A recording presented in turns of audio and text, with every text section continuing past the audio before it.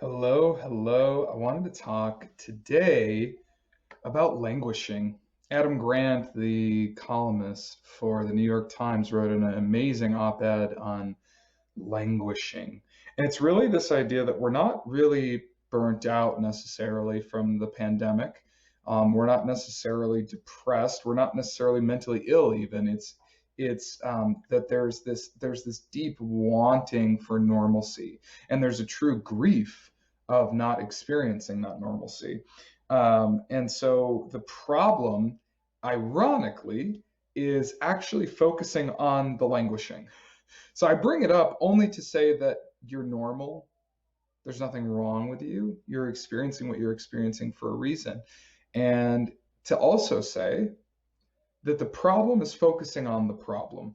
My teacher and mentor, Steve Hoskinson, talks about the what's wrong attention, that we're constantly seeking out on high alert for what's wrong in our environment. And we actually have to train our nervous system and our mental hygiene to actually search for what's good in the world. And this is not like toxic positivity, like, oh, only good things and love and light.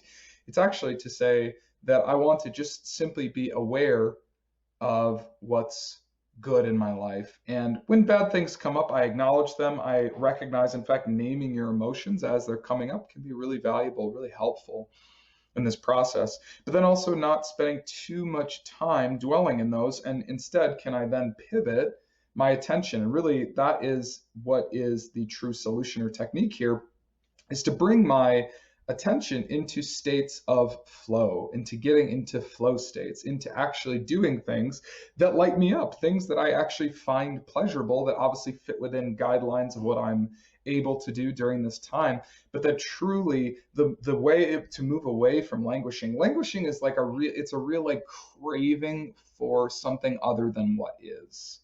And it makes complete sense. Like there's absolutely makes sense why everyone would be feeling that way. But instead, we want to search for these states of flow where we can really become fully absorbed into what it is that we're doing. And that is truly the adjustment. That's the pivot, is from, instead of focusing on like, oh man, this sucks and I'm going to spend a lot of time here in this grief process. Again, fully acknowledge, name the emotions as they're there.